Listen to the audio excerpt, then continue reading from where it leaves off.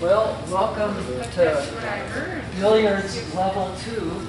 And that Level 2, don't let that bother you, because every class I've taught, and I've been teaching here for over 10 years, has people of varied skill levels, and that's fine. And in a lot of ways, that's a good thing, because we have people here that can help others that are just learning, things like that. Before I go any further, I got to welcome my good friend, Chuck. He's the instructor as well. He's going to be helping us out, especially when we get to the one-on-one, you know. And that's the format. Hi, Chuck. Yeah. And that's the format of the class, is we want to spend about 25 minutes going over some basic fundamentals. And then I'm going to give you a few drills to practice to kind of solidify those principles and skills. Now, one thing you'll notice is that when you're learning something new, there's a learning curve, isn't there? When you start thinking about what you're doing, where your hand is, the stroke, how to get correct alignment and all that, you start getting up in your head a little bit. So it takes a while of practice or drilling to be able to make it automatic. And that's what we want to do. We want to, you know, and that's the focus of today. Hit the ball where you're aiming, okay? And we're going to show you how to aim.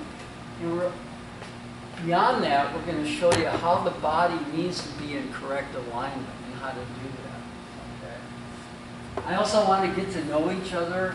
And that's one of the main things about the class. If you're not having fun in this class, there's something wrong. So let me know.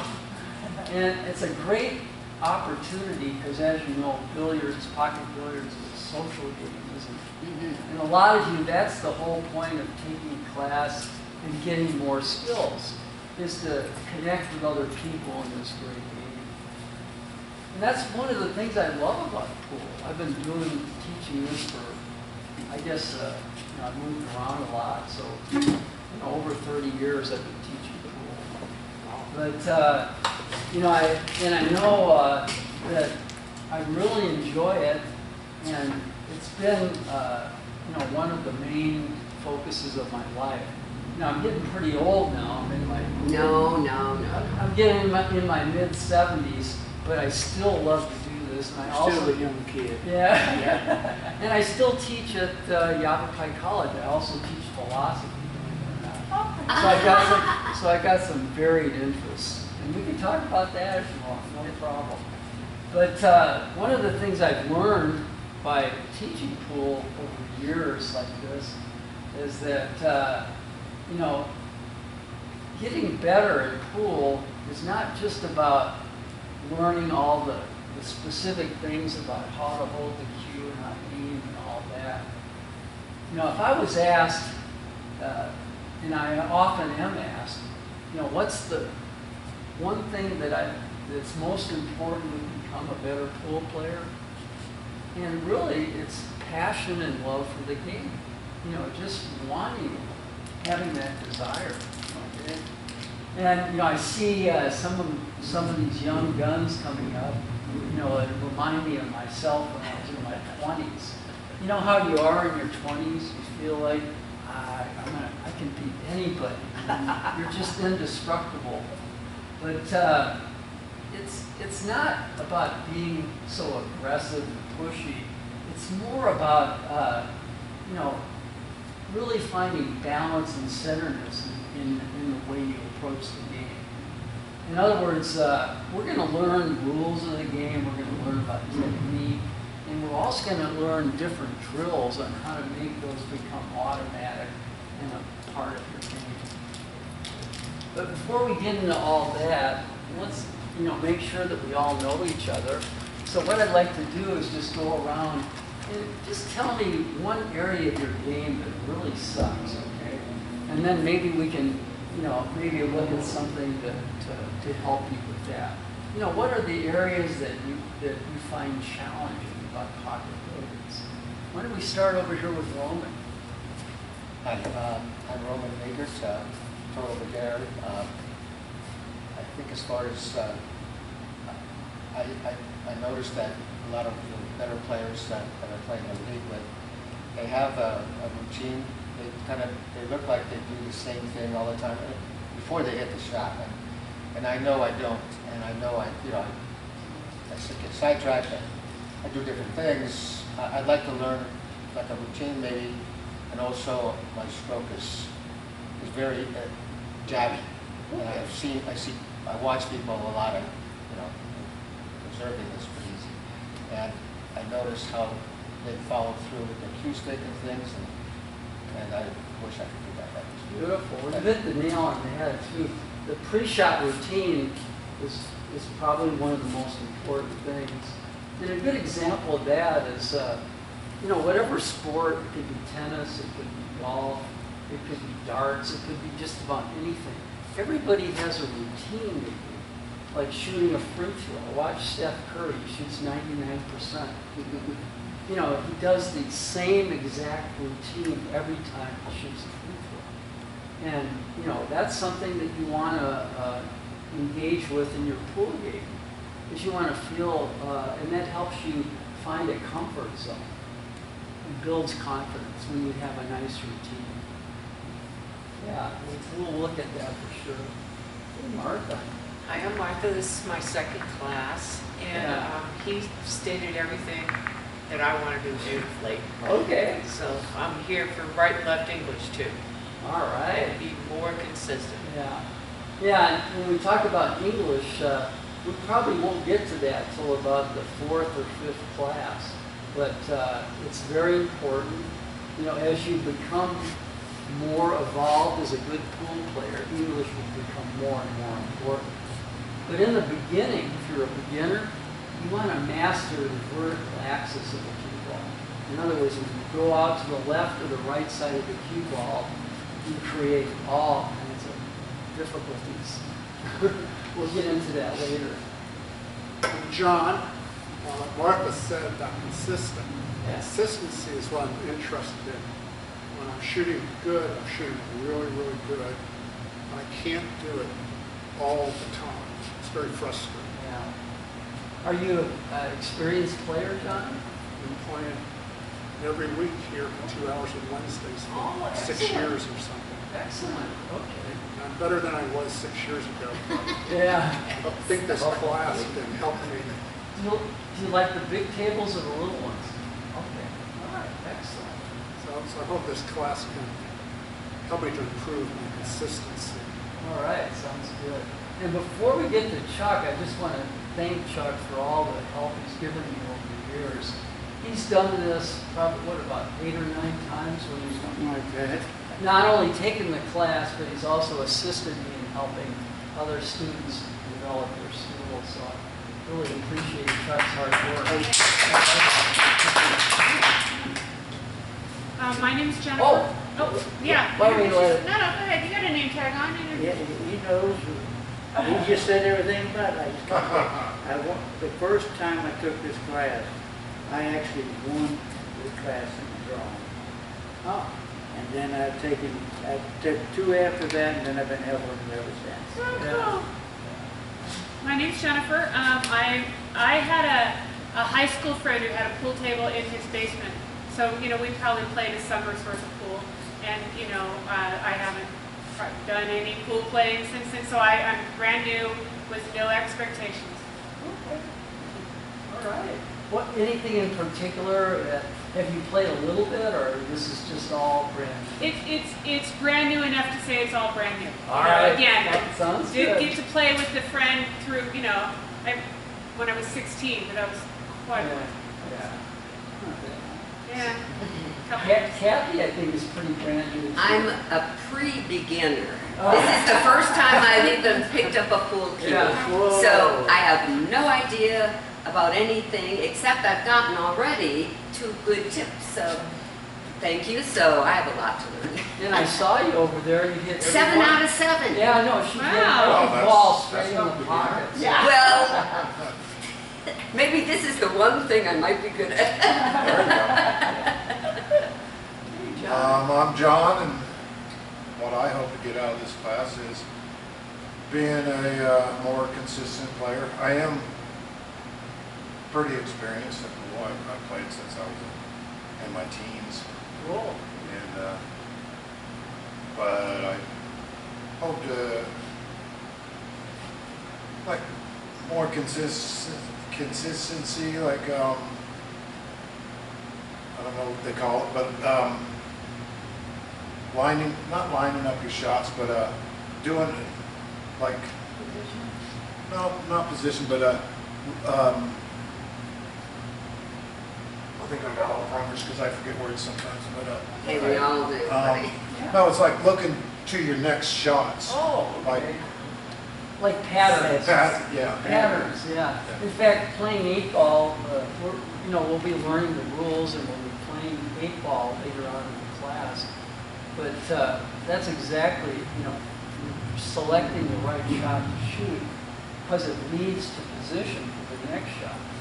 We'll talk a lot about that. We call that position play. And as you progress in your skills, that'll become more and more important.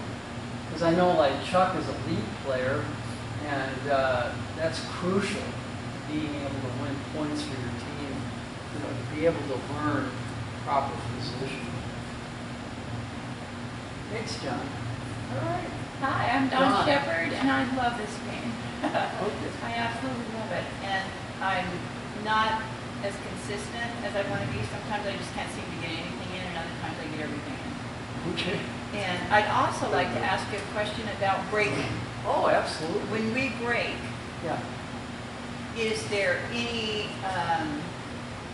place that it's important to hit the ball maybe towards the bottom so it draws it back? Because I scratch a lot. Okay. Or is it where I'm hitting? Actually, it's not good to hit the bottom or the top of the cue ball when you break. Okay. The reason is that if you hit the top, you put forward spin, Right. and the cue ball goes all over the place. Right. And when you hit draw, it'll fly back in the side pocket or back like that. So you want to hit it pretty close to dead center. But the main thing is to hit it dead center. Because if you're off just a hair one side or the other, I'm scratching that ball. well, the cue ball deflects. A cue ball is round, okay? And when you hit to the side, like the right side, Yeah. for example, Yeah. it deflects to the left. When you hit the left side, it deflects to the right. So you want to make sure that you're hitting the Right on. center. Okay. Okay. And you can tell by setting it up dead center and practicing the break. If it's hitting one side or the other, it's either your alignment's wrong or you're hitting the wrong side. Okay. Thank you. All right. I'm Sonia, and this is my second class. I just always kind of played for fun. Yeah. I haven't had a few shots last time, although I think I've only practiced a few times since last That's okay. class, so I need a refresher. I think my biggest thing is trying to be more consistent, and sometimes I can take my time. Yeah. I'm just going to take the shot, and then one doesn't go well. And that's really a big part of the class is learning from each other too. Because when I break you up into pairs, practicing these things, you can help each other out. Yeah. Make sure their alignment's correct and they're doing the fundamentals and all that. And again, beware at first, when you try doing different things, it's going to go down a little bit. But after a while, when it becomes automatic, you really appreciate the new things that you learn. Okay, every pool table has a spot, okay, and it's pretty useful. Let me just show you what I mean by that. And I had Kathy do this earlier. First of all, when we learn the game of pocket billiards, you want to remember that it's a non-tension sport. What does that mean? When? Breathe and relax, okay? When your shoulders and arms are all relaxed, you're actually much more likely to have a more precise pre-shot routine, okay? A lot of times, when we're playing pool, we're worried about people watching us. What if I miss? All those thoughts that come in our mind and things like that. So one thing I recommend is part of your pre-shot routine, Roman, breathe and relax. You watch a tennis player, pool player, golfer, whatever sport, shooting a free throw. Don't you always notice they take a nice deep breath, let it out slowly? It's almost part of their routine. And that's not only good for pool, but just about any activity you do. Because when you're breathing correctly, it actually gives you a sense of euphoria or confidence, a good physical feeling. And that's important. Now, if I'm going to shoot that 10 ball into the corner pocket, you want to center yourself right behind it. In other words, your eyes will dictate how your body is aligned. So I'm looking right behind that 10 ball all the way to the center of the corner pocket. And I draw a line to where I want to put it all the way through the 10 ball, and we'll use my navel as a guide. Now, why am I dead centered behind the ball? If I'm over here a little bit, there's no line, is there? If I'm over here, there's no line. Okay? So that's how you start.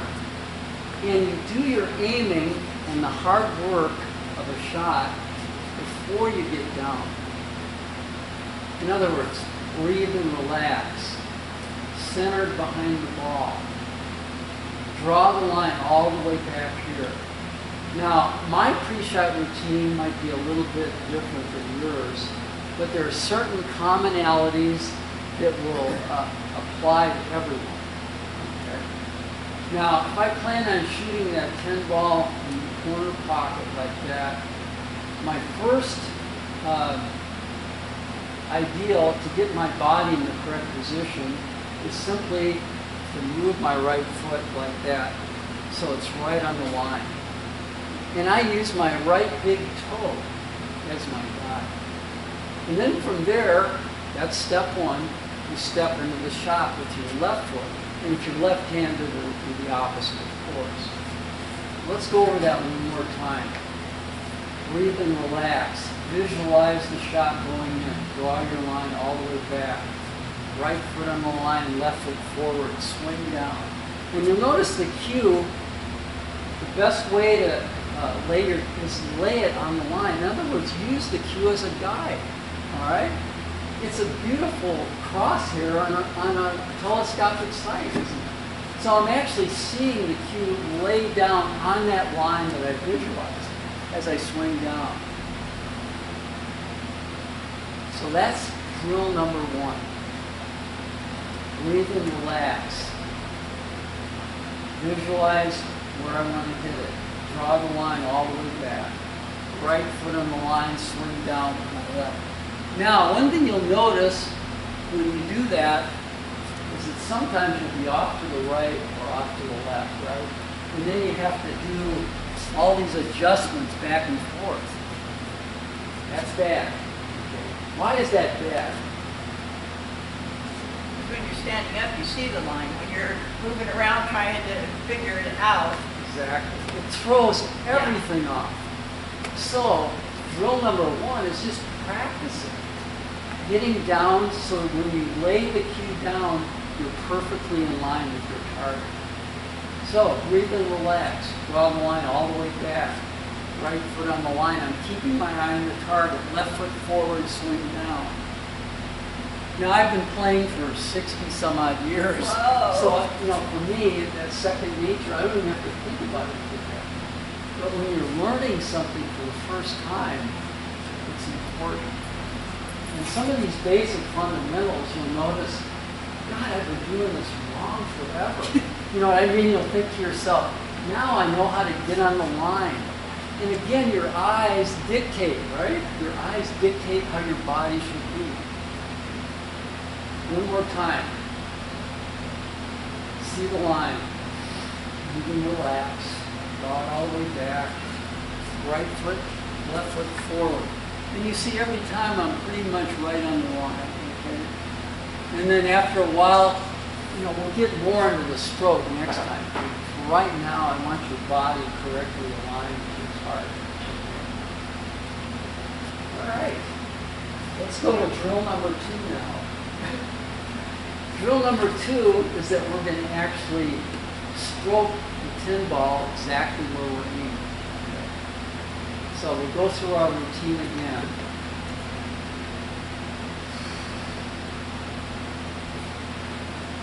Swing down with the left foot. And again, if I'm off, what do I do? Let's say I got down and I'm way over there. Stand Start back over. up. Right. Stand up again. And not only start over, but you do your entire routine over again. You can't see your foot from the table. Oh, So okay. I wanted just All to right. come over here and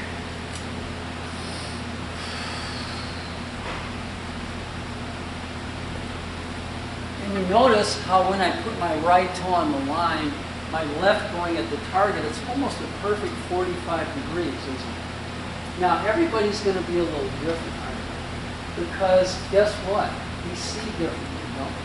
Some people are right-eye dominant, some are left-eye dominant. That, your dominant eye will determine how your head position will fall. Now, I can't tell you how to do that. You're going to have to actually experience it. Exactly. Okay. All right. And you notice as I come down with my cue, it's laying down in line as my left foot goes forward. Now from here, what I want you to do in this time is practice your warm-up strokes. And to have a good warm-up stroke, you absolutely need a nice light grip on the cue. Nothing is worse than the death grip, okay? And the reason why that is, if I'm gripping the cue tightly like this, it's like sawing a log, isn't it? Up and down. You want your arm, your wrist, your hand, your upper arm, and your shoulder all completely relaxed. So when you take the cue back like this, you notice how it hinges a little bit.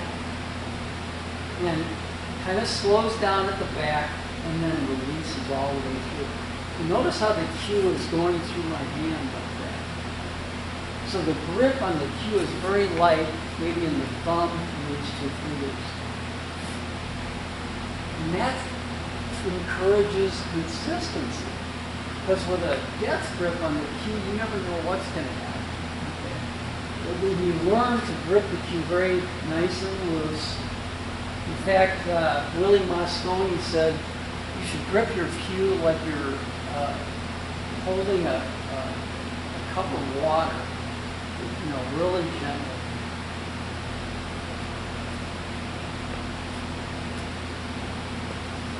And again, if you get down and you're off, start over.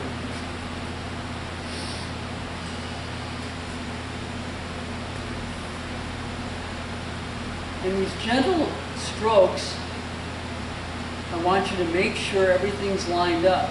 And by doing these pre-strokes like this, you can tell if you're on the line or not.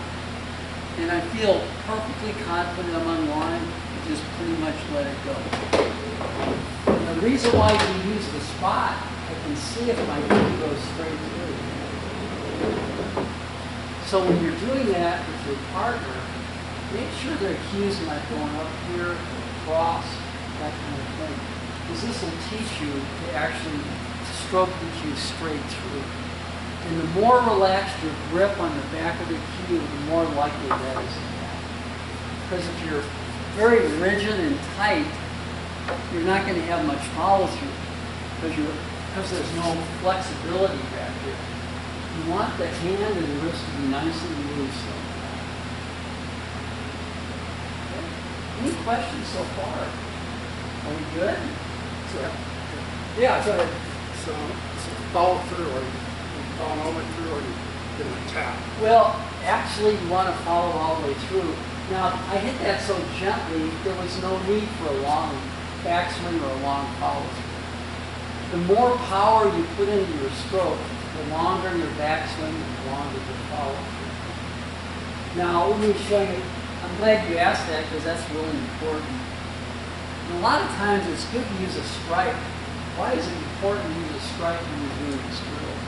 To follow the line. Yeah, exactly. In fact, if I hit it to the side, you See, you could see it, right? If I hit the center of the ball, you know, you can tell because you won't have the stripe going an odd curvature like that. Should have brought this up. How often do you chalk and pool? Before every shot. Okay. And again, let me just give a quick overview of the best way to chalk. Now, one of the things you'll notice that a good pool tip looks about like a dime or a nickel in its curvature. If it's too flat, it's not good, and I'll tell you why. A flat surface, even a round object, is likely to miscue or not maintain contact as long. So it is important to have a little curvature on your tip like that. And as I come around and give individualized instruction, I'll look at your cues and things like that. Question. Yeah, go ahead. So can these be replaced? Oh, absolutely. Yeah, I would figure. Yeah. Yeah. In That fact, can be shaped too. The approach downstairs, it has that. Oh, okay. yeah, we have a pro shop for that. And I'll probably invite him in for one of our classes to talk to you about cues. And what he Because- can do. Yeah. Because From getting, here? yeah, Oh. yeah. And is that where you take classes every Wednesday? No, I shoot with friends every Wednesday. Oh, okay. Yeah, but his name is Rob Moreno, and you know he's got a pro shop over there, and he's he fixes cues, puts tips on, all kinds of stuff. That's good to know. Yeah.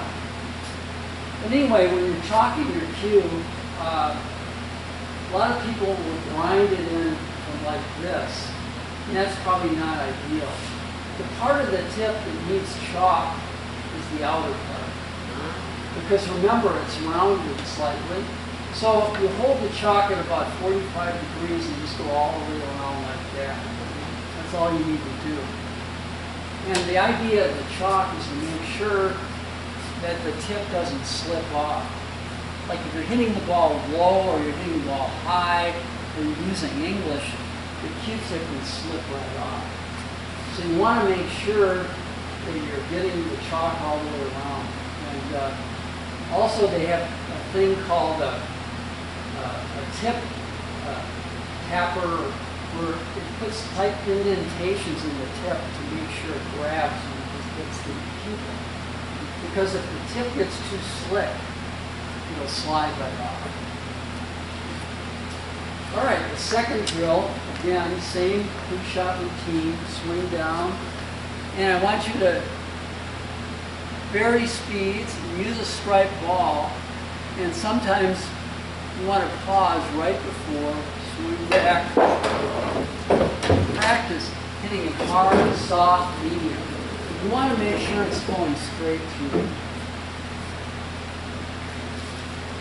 And probably make sure your partner makes 5 in a row before you move on. You know, kind of gets a feel for it.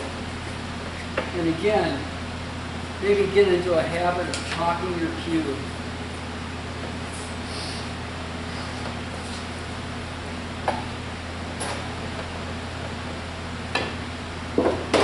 And that was a medium. And again, I'm being aware, I don't want to make the cue go straight through. I want it to happen naturally. In other words, you don't force the straight. You just want the cue to release naturally through the cue.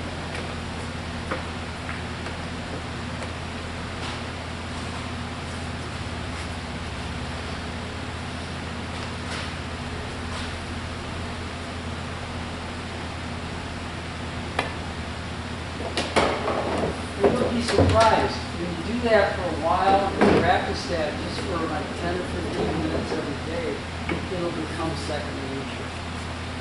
All right, let's throw a wrench into the workings now, okay? Are you ready for that? All right. Let's put our strike ball here. But this time, I'm going to put a couple of instructions for you.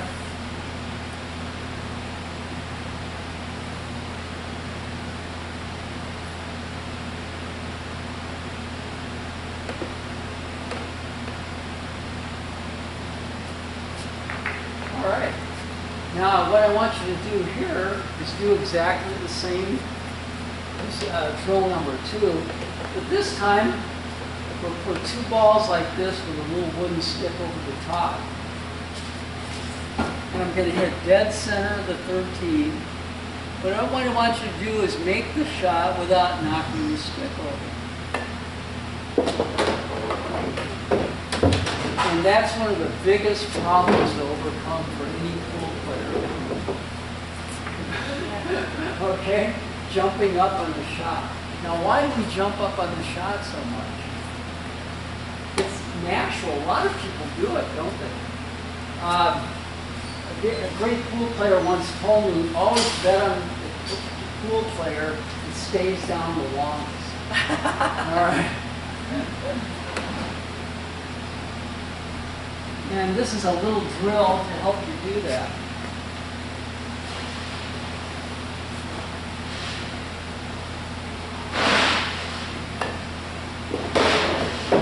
And that looked easy. And again, I've been playing for 60 years. You know, you'll find that it can be challenging. And it will discipline you to learn how to let the cue release all the way through the cue ball with follow through without coming up too quick.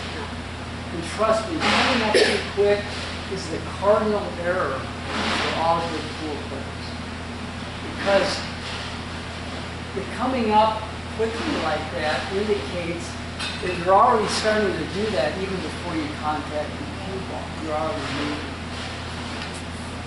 All right, any questions on those 3 so far? Yeah, go ahead. Where are you putting the cue? How are you holding it in your hand? Okay, I'm glad you asked that. There are 2 basic acceptable ridges, and that's what you're talking about, how to play from this hand. We've already talked about the backhand. Thumb and first 2 fingers, very gentle. But there's 2 really good bridges you can use. First is the open bridge. And that's where you use the first knuckle and the thumb. Give an example. Swing down. In this one, many people feel, and the important thing is to spread the fingers out like this. And use the thumb and that first knuckle as a guide. Like that. And again, you want stability. And everybody's hands are different too. So it's going to look a lot different. Now, that is the one that I actually recommend is the open bridge, especially for you know, players that are just beginning and so forth. And the reason why I do that is because when you have an open bridge like this, you see better. Put your finger over the shaft, it obstructs your vision, doesn't it? Now the other acceptable bridge is called the closed bridge, and that's where you loop the pointer finger and the thumb together like this. And the same, spread the fingers out like this. And a lot of people use this bridge when they're drawing the cue ball, because it makes sure that the cue stays low all the way through. But that's going to be something that's very individualized when we talk about the bridge. Because like I say, everybody's hands have different shapes and issues to deal with. All right. Now we've talked about those 3 drills, and I do want to tell you something before we go any further. I videotape all these classes, so everything we've done so far will be available on my YouTube channel. Good. So if you want to go over anything as we progress, and you know, I would even like to videotape, you know, our final tournament on the last day. So you know, we're going to put you all in maybe a stressful competition situation. We get to play against you? No. He said stressful, not impossible. Yeah. But you know what? That's the fun of it. You know, it's always interesting when... So I think it's always better to play people better than you. Yeah. Because they'll always teach you. Absolutely, I agree. In fact, I remember as a young man, you know, you know how you are, you always think you're better than you really are. Yeah. Oh, yeah. But you'd want to take on, you know, these monsters. And I remember, you know, you don't really improve your game until you realize or see another person do it at a higher level. Then you think, oh my God, Yeah. can I shoot like that? You know, that's how you improve. You improve by playing better players, going to YouTube channels and watching Ronnie O'Sullivan play snooker. Peter? Yeah. Do you have any quotes by Efren Reyes? Oh yeah. Yeah. Efren Reyes, my favorite quote from him was after he won every tournament. The first thing he would say in his interview was, "I got lucky." And he's one of the most genuine, authentic, and definitely the GOAT. When you take into account all the different games of pocket billiards, snooker, billiards, all of it, he could do it all. So a lot of people consider him the GOAT, greatest of all time. And he did that Z shot or something. Yeah. In fact, you could spend days watching Oh, yeah. YouTubes about Yeah. him. Yeah. And I saw him play in Reno, Nevada in 1985. Oh, wow. And he was at his prime then. So, you know, people were just mesmerized by his skills. All right, one last thing before we break up into our pairs. I do want to mention the beginnings of a cut shot. And we'll use the object ball there on the spot as well. And we'll put the cue ball in two different places. I don't want to get carried away with this on the first day, but I do want to give you the basics for aiming a cut shot. Yeah. What do you mean by cut shot? Yeah. Cut straight in, and anything where you have to cut the ball at an angle. So we got about a 45 half ball hit here. Anyway, when you're shooting a cut shot like this into the corner, you simply get behind the four and see where the contact point is, to make the four ball in the corner. Then I come back behind the cue ball and I keep my eye on that contact point. But is that where you want to aim? Absolutely not. Because if I aim at the contact point, I get it real thick, don't I? So there's a couple of different ways to do this, and I don't want to complicate it, but a lot of people believe in what's called the ghost ball. Have you ever heard of that? Now, a ghost ball is simply the imaginary ball that lines up with the contact point that we've already visualized. So basically, this aiming system is simply seeing the ghost ball and replacing it. In other words, aiming for the center of the ghost ball. And that would be 1 1/8" behind the contact point.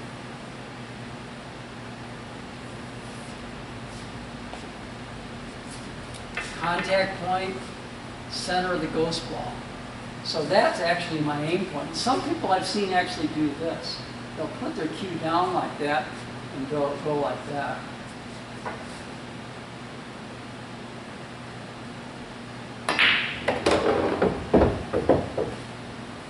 That's one basic way to aim. Now, it's not the only way. There's more aiming systems than you could ever imagine. You could spend hours experimenting with that. But let me say something about that. I prefer not to use any aiming system. And I'll tell you why. Not to use what? I prefer not to really use a system for aiming. Just by pocketing balls and seeing the angles and practicing, it becomes automatic. And you start to develop confidence. You see a cut, you've seen it 100 times, right? So you know where to hit it. you don't have to think about, oh, here's the contact point, that's my aim point, I want to make sure to do this and that. In other words, it's overthinking it a little too much. But simply, you know, I'd say just stick with the ghost ball, the middle of it. Get back behind it, see that imaginary ball hitting the contact point.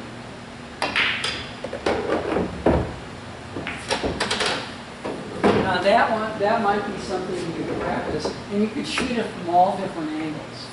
Shoot it from this angle, that angle, anything like that. But guess what? The fascinating part is, no matter where I hit the cue ball, the contact point is always the same, isn't it? No matter where I put the cue ball in this general area.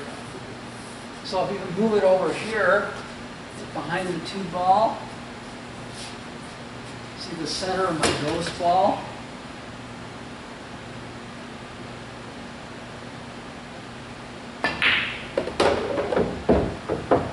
And again, I'm not real good at staying down, but when you practice that shot, make sure you stay down until you hear the ball hit the back of the pocket. That's a really good discipline or habit.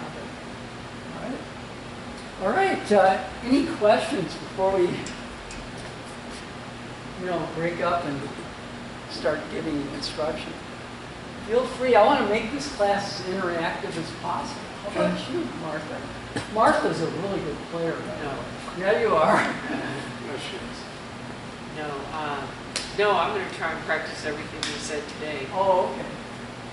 All right, Can you everybody else? go over the ghost ball thing one more time? Yeah, sure. I've never heard of that. Oh, okay. It doesn't matter where these balls are.